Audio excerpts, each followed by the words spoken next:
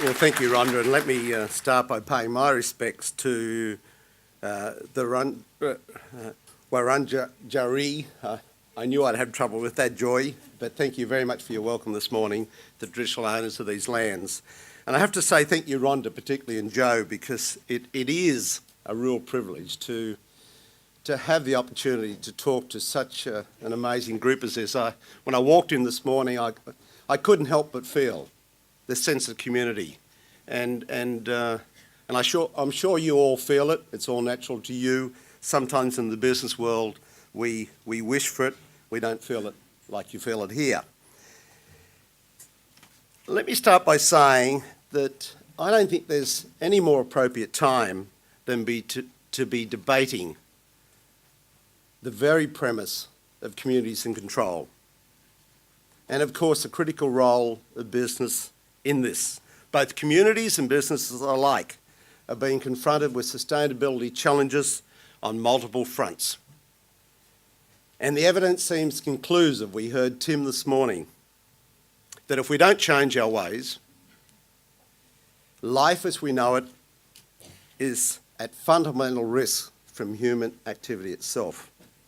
And at the same time, public trust in big business is pretty much at an all-time low. But it's not all bad news.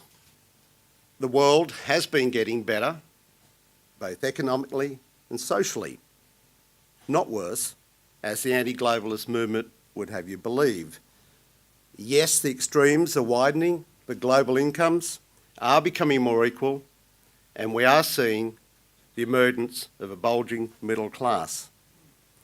More importantly, the proportion of the population, global population living in extreme poverty is declining. That is people living on less than $1 a day. It's dropped from 28% in 1990 to less than 20% just a decade later. And there's been an overall expansion in both political and civil freedoms. But despite the progress, current times nevertheless remain and are particularly challenging for both communities and for business. In the suburbs and the regions, people are feeling the stresses and they're feeling the strains.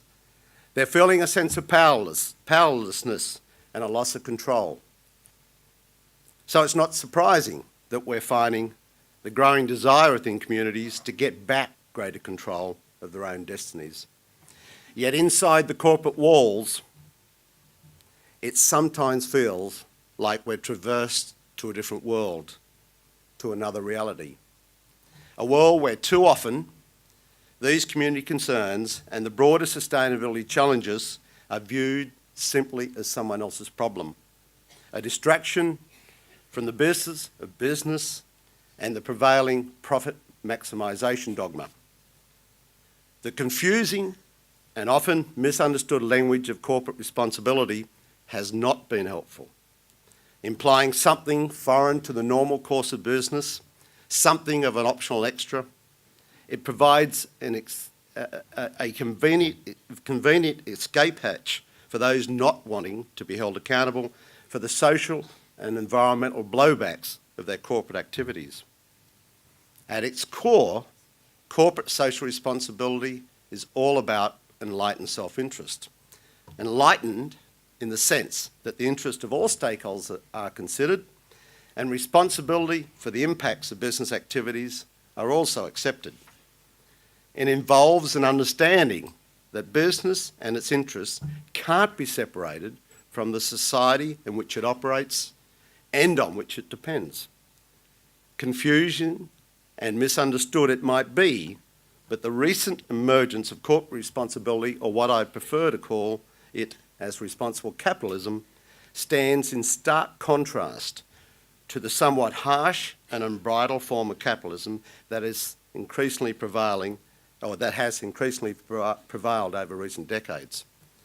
Like it or not, broader societal concerns currently struggle to penetrate the corporate veils, often shunted aside or ignored in favour of profit and shareholder wealth maximisation.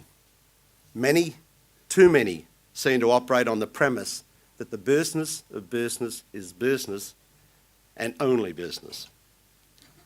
The externalities of their business activities are simply something for someone else's care.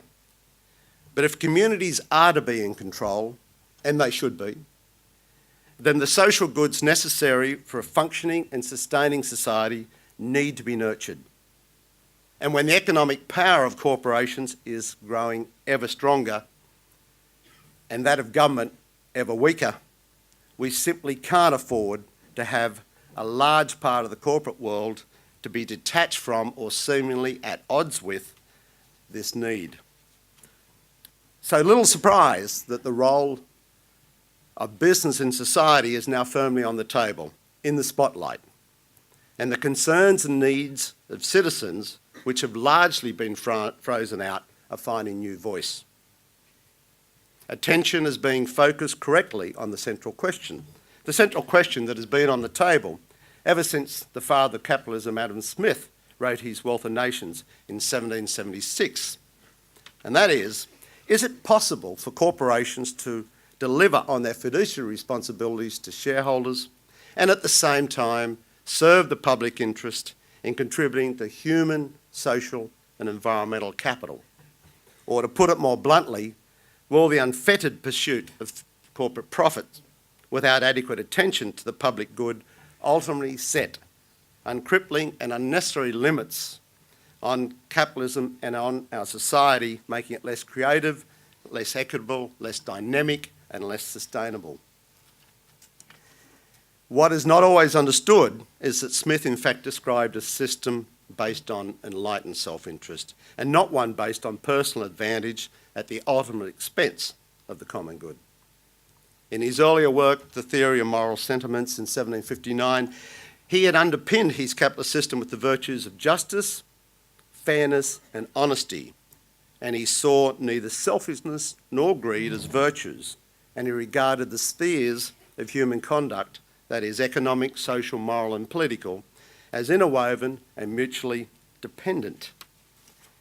Societies function best, Smith argued, when economic and ethical interests coalesce. So how did we end up with so much of today's corporate behaviour being at odds with that envisaged by the father of capitalism? Some of the answer can be traced back to the early influence of social Darwinism, a philosophy whose essence is that human societies function best when the principle of survival of the fittest is exercised to the maximum extent. Following this philosophy, a laissez-faire form of capitalism soon dominated, built on the belief that the market works best if unfettered by regulation or externally imposed obligation. Its popularity, however, dipped somewhat due to the social unpleasant consequences of depression and war, but it has made a resounding recovery in the last few decades. And the later day social Darwinists amongst us unite behind the shareholder primacy principle to reject ideas of corporate responsibility extending to civic and to common good responsibilities. At the same time, they seek even greater autonomy in decision making, despite what has already been a major shift in power from the owners, that is the shareholders, to boards and management. At the extreme, they go on to argue that fiduciary responsibilities in the law actually prevents them from considering the interests of stakeholders beyond shareholders. But the corporation law, in fact, contains no such legal constraint, nor is there any legal obligation to maximise profits or shareholder wealth for that matter, and certainly not in the short term at the expense of the long term.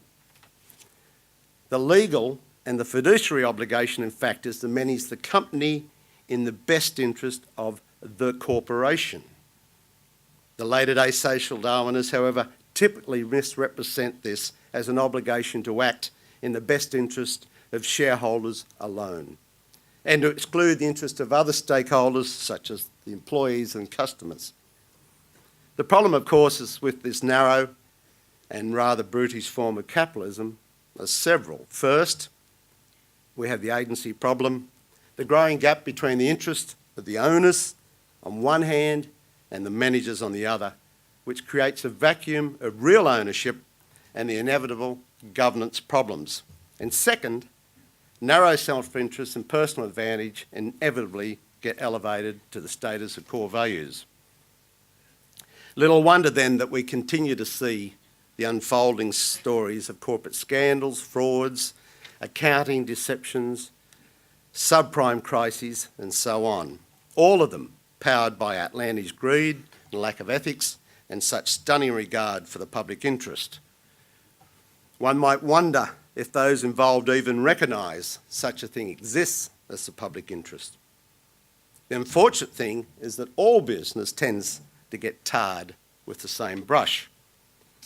And the widely held public view that all business is naturally opposed to the public good is a position that certainly does not accord with the actual practice of a great number of companies, including my own, and it is a position that is not sustainable. So having arrived at this worrying business and society crossroad, which path will we take? Will the corporate world opt for a more dynamic, creative and sustainable form of capitalism? A form where corporate leaders willingly lead beyond the walls of their corporation. A form where corporations readily accept accountability for the impacts of their business activities that affect the public interest, and where they actively contribute to community and to the common good. Or are new corporate laws and regulations the only way to ensure that we have the public goods required for social justice and for a prosperous society, as Robert Reich argued in his book Super Capitalism? Will governments need to get beyond the rhetoric and play a stronger, a more active role in dictating responsible business behaviour by innovating in the free marketplace whenever there is a societal case to do so?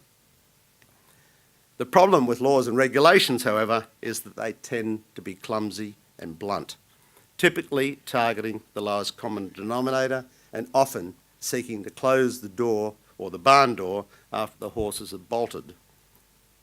Or, thirdly, will it be community-led activism, such as we're seeing here, ultimately driving the necessary step changes and action in corporate responsibility and sustainability? But whatever path we take, the warnings are clear. The great management thinker Peter Drucker didn't mince words when he said that unless the common good is adequately looked after, and corporations must be a big part of this, our society ultimately risks destroying itself just as all earlier pluralist societies destroyed themselves. But fortunately, standing at this business and society crossroads, we can see positive and helpful signposts. A growing number of leading companies, including my own, have shifted or are shifting their mindsets and rediscovering the true role of business in society. Progressive companies are out there raising the bar through new coalitions, groupings and initiatives. Initiatives such as the Extractive Industries Transparency Initiative, the Equator Principles, the Forestry Stewardship Council, the Principles for Responsible Investment, the Ethical Trading Initiative, the Australian Business Roundtable on Climate Change, to name just a few. Companies that are part of these business-led initiatives see the inevitable society paradigm shifts and want to be ahead of the game. Even the folk hero turned corporate monolith Walmart has come on board. On the back of the aftermath of Hurricane Katrina, Lee Scott, the CEO of Walmart, spelt a new leadership for Walmart in the 21st century. Environmental impact, community involvement, workplace practices and responsible sourcing were to be the new gateways for Walmart becoming the most competitive and innovative company in the world. It was a major change in stance. One of the true signals of the revolution in business thinking can be found in the July 2006 issue of Fortune magazine.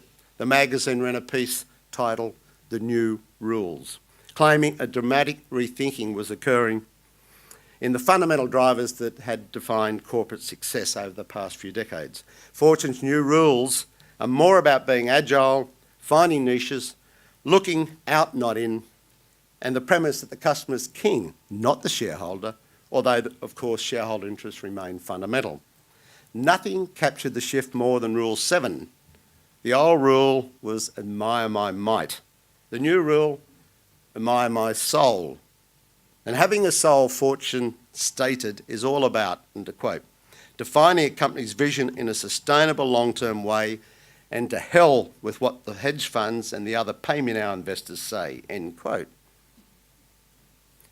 The sustainability of our rather brutish form of capitalism was already under renewed scrutiny from surprising quarters. Bill Emmett, the then editor of the Economist magazine, summed up the concerns when he declared that whether capitalism will survive was one of the most crucial questions for the 21st century. I think we kind of heard Tim say something similar. Emmett identified 4 flaws threatening its survival, namely, that capitalism in its current disguise was unpopular, unstable, unequal and unclean. Not a great scorecard. Boards certainly have started listening when the Economist magazine itself, boards certainly should have started listening when the Economist magazine itself featured an article titled Pigs, Pay and Power, claiming that executive pay lay at the heart of capitalist troubles. As we've come to know it, however, modern capitalism makes no claim to providing equitable distributions of income and wealth, nor in itself does it care much for the environment. Its basic impulse is creative destruction. But we know that when pushed or threatened, people care mightily about equity and fairness and the environment, and that they are prepared to trade economic efficiency for it. This matters to business, or it should matter to business, because in any functioning democracy, the community licence to operate is up for continuing renewal, and ultimately the community's voice gets heard.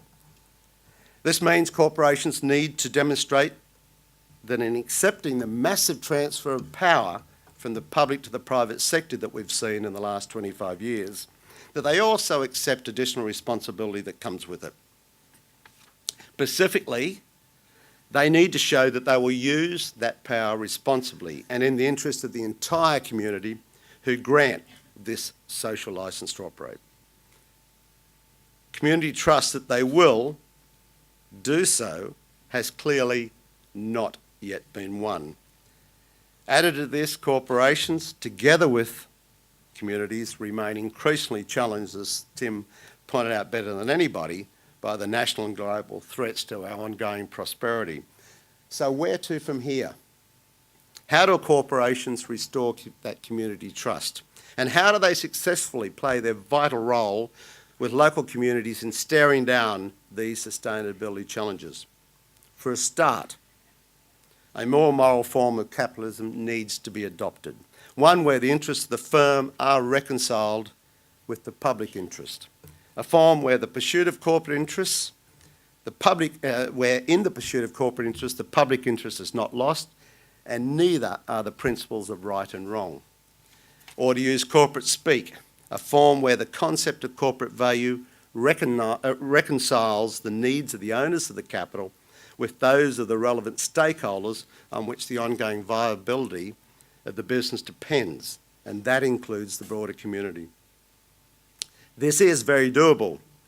As I said, progressive companies are out there demonstrating and recognising and embracing concern for the impacts of their business activities on the public welfare.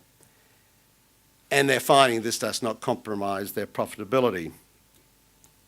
In accepting accountability for the externalities of their business activities, these companies are finding that they're taking risk out of their business, they're enhancing their social licence to operate, and thereby they're adding to shareholder value. Or to put it another way, they are finding that wonderful point of equilibrium that blends their corporate self-interest with the principles and values that accord with building stronger communities and looking after stakeholder interest. Or as Adam Smith would have put it, self-interest considered a upon the whole.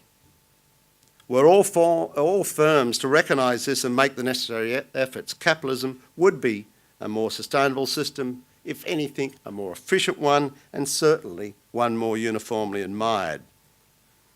Encouragingly, there is now a growing view in equity and investment markets that this is in fact the right strategy.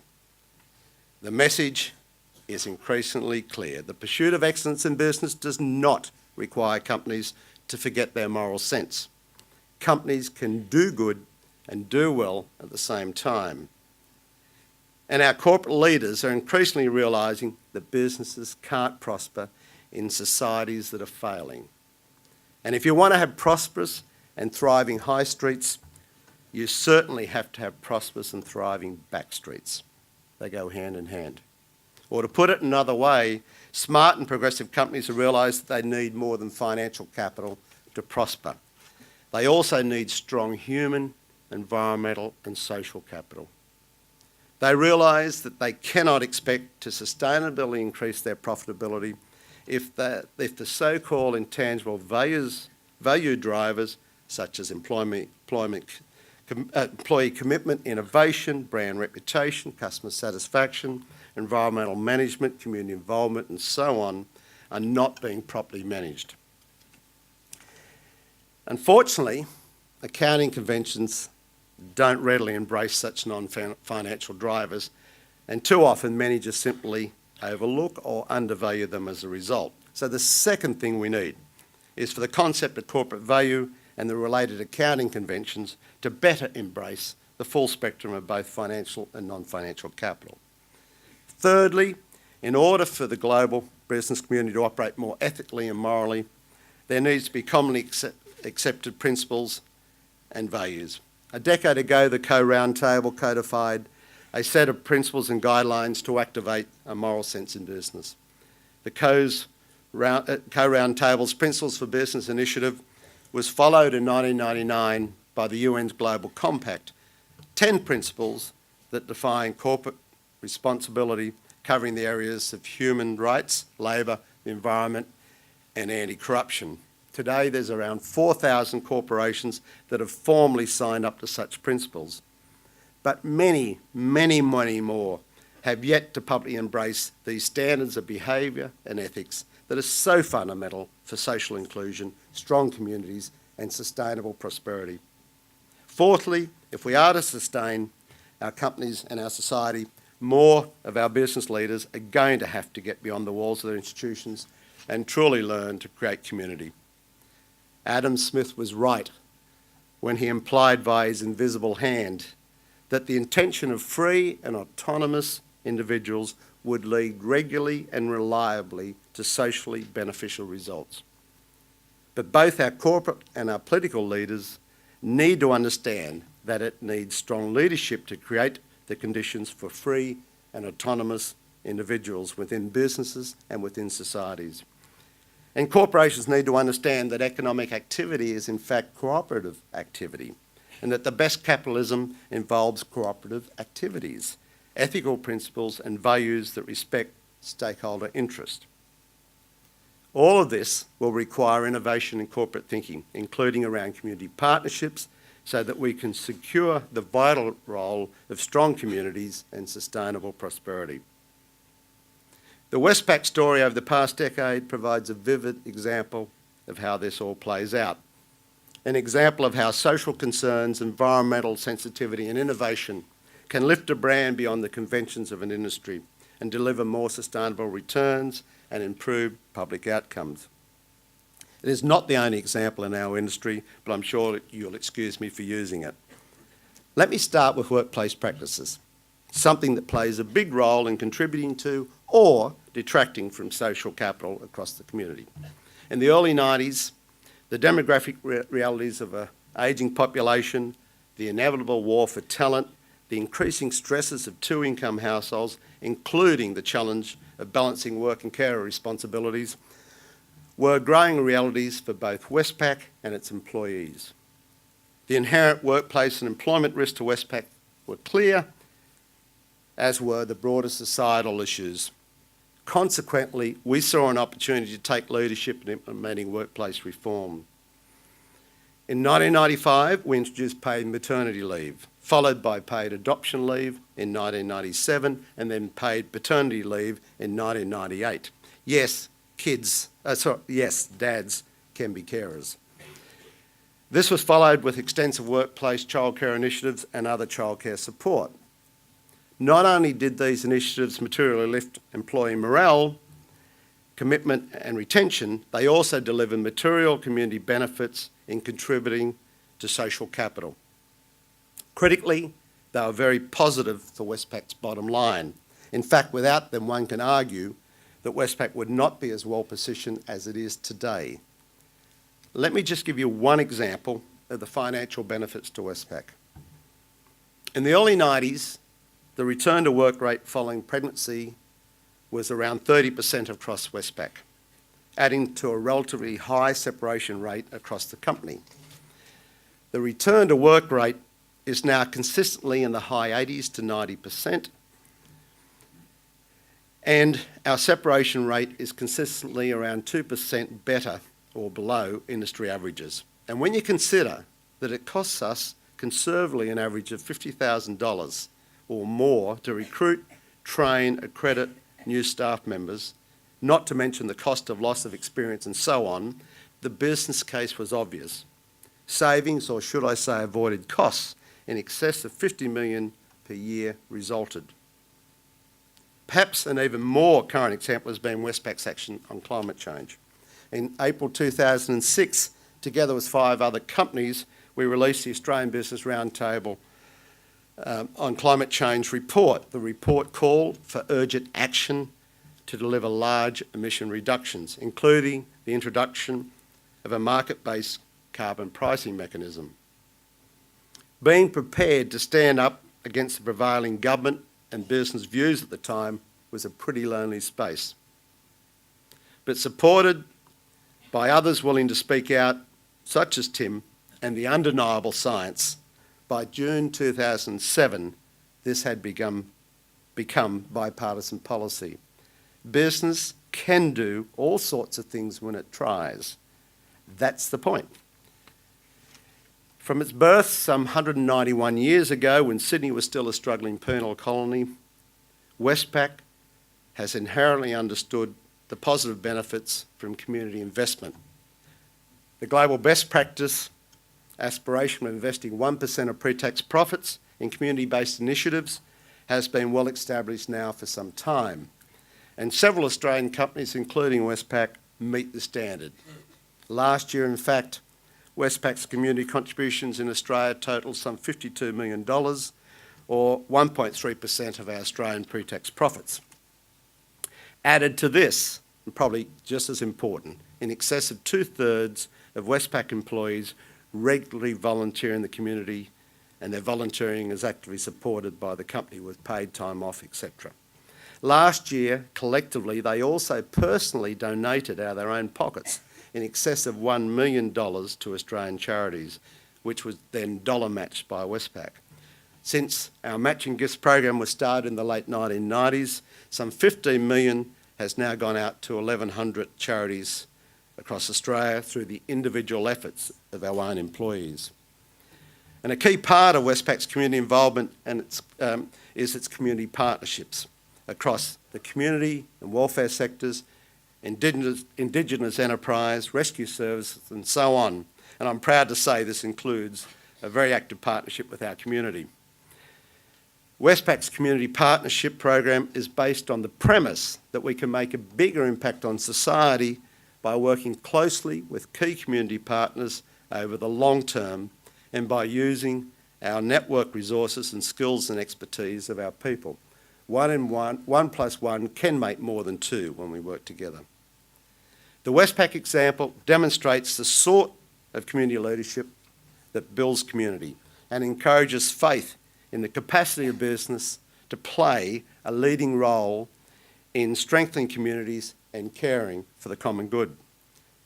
The clear message from that story and from the many others I could have used is that the pursuit of excellence in business does not require capitalism to forget its moral sense. After all, the links between stakeholder responsive practices and shareholder value are pretty obvious and are particularly evident through improved reputational capital with both employees, customers and also the community, enhanced social licence to operate, reduced regulatory and other operational risks, greater operational efficiency and more rapid responsiveness to changing societal trends, all of which go to enhancing stakeholder value both today and tomorrow.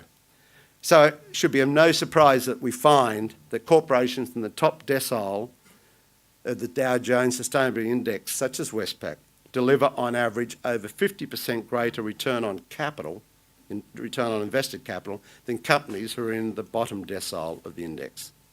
There is no question that corporations can deliver on their fiduciary responsibilities to shareholders and at the same time serve the public interest in contributing to human, social and environmental capital. Equally, there is no question that corporations will ultimately have little choice in this.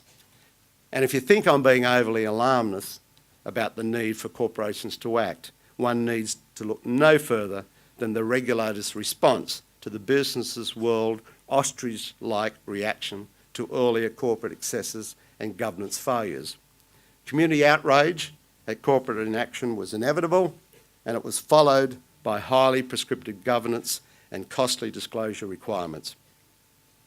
Surely business this time around will be clever enough to regulate itself, and clever enough, one would hope, to see the interest in ensuring strong communities. Business can be the solution to the national and global threats much more readily than it can be the problem, and it can prosper from it. Business can stand shoulder to shoulder with the community in staring down these global and national threats. The path forward from the current crossroads, I believe, will be for business to show the innovation and the foresight to take moral and responsible capitalism from the fringes of the business model and firmly entrench it in the heart of everything that business does, as Adam Smith, the founder of capitalism, intended. Thank you very much.